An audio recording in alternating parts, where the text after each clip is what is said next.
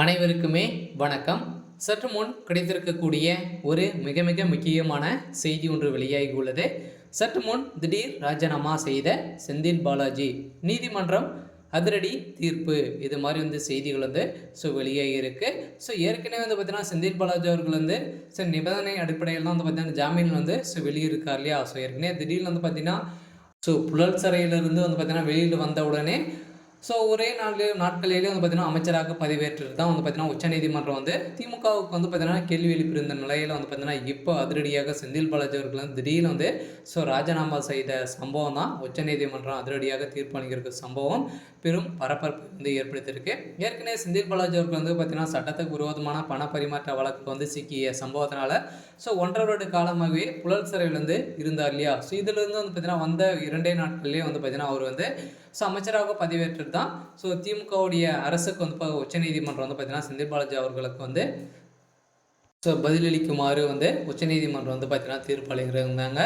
இந்த தீர்ப்பின் அடிப்படையில் பார்த்தீங்கன்னா இப்போ செந்தில் பாலாஜி அவர்கள் செய்த சம்பவம் தான் திடீர்னு ராஜினாமா செய்த சம்பவம் பெரும் அதிர்ச்சியை ஏற்படுத்தியிருக்கு.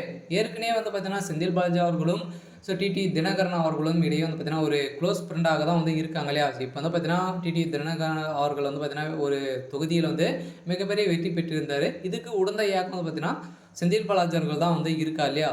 இதன் அடிப்படையில் கூடிய விரைவில் செந்தில் பாலாஜி அவர்கள் திமுகவுடைய ஒட்டுமொத்த ஆட்டத்தையும் கலைத்து விட்டு புதிய கட்சி ஆரம்பித்து பார்த்தீங்கன்னா வெற்றி பெறக்கூடிய திறமை பார்த்தீங்கன்னா செந்தில் பாலாஜி அவர்களுக்கு இருக்குது. இதன் அடிப்படையில் தான் இப்போ பார்த்தீங்கன்னா செந்தில் பாலாஜி அவர்களை பார்த்தீங்கன்னா சிறைக்கு அனுப்பக்கூடிய முதல்வர் ஸ்டாலின் அவர்கள் தான் பார்த்தீங்கன்னா ஏற்கனவே அதிமுக இருக்கும்போது இவர் மீது வழக்கு பதிவு செஞ்சுருந்தாங்களே. இந்த வழக்கு தான் இப்போ பார்த்தீங்கன்னா செந்தில் பாலாஜி அவர்களை ஒட்டுமொத்த கதையை முடிக்கக்கூடிய அளவிற்கு இப்போது அவருடைய செயல் மாறி இருக்கு.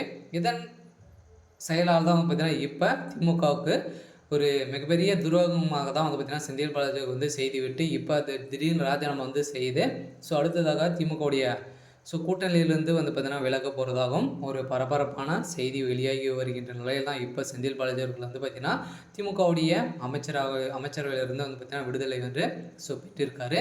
இருந்தாலும் இந்த விடுதலை பார்த்தீங்கன்னா உச்சநீதிமன்றம் தீர்ப்பளிக்கும் நிலையில் அமலாக்கத்துறையால் இவருக்கு சம்மந்தப்பட்ட அனைத்து இடங்களிலும் மீண்டும் ரெய்டு நடத்தணும் அப்படின்ற மாதிரி போட்டு இருக்கக்கூடிய தீர்ப்பால் தான் இப்போ பார்த்தீங்கன்னா மின்சாரத்துறை அமைச்சராக இருக்கா இல்லையா. இதில் பார்த்தீங்கன்னா ஒரு 400 கோடிக்கு மேலே பார்த்தீங்கன்னா இவர் ஊழல் செஞ்சுருக்காரு அப்படின்ற மாதிரி முக்கிய ஆதாரங்கள் பார்த்தீங்கன்னா இப்போ வெளியிட்டு இருக்கா இல்லையா. ஆதவர்ஜுன் அவர்கள் பார்த்தீங்கன்னா இப்போ விடுதலை சிறுத்தை கட்சியிலிருந்து பார்த்தீங்கன்னா விலகி கட்சிக்குள்ளே நிறைய மோதல்கள் ஏற்பட்டு வருது இல்லையா. இதன் அடிப்படையில் ஆதவர்ஜுன் அவர்கள் வெளியிட்டு இருக்கக்கூடிய ஆதாரத்தில் செந்தில் பாலாஜியுடைய இடம் முதலிடத்தில் இருக்குது.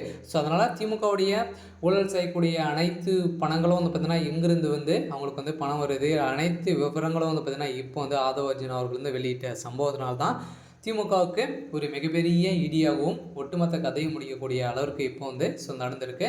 இருந்தாலும் என்ன நடக்கும் அப்படின்றத வெயிட் பண்ணி பார்க்கலாம். இது மாதிரி செய்திகளை தெரிஞ்சுக்கணும் அப்படின்னா மறக்காமல் நம்மளுடைய சேனலை சப்ஸ்கிரைப் பண்ணிக்கோங்க. தேங்க்யூ.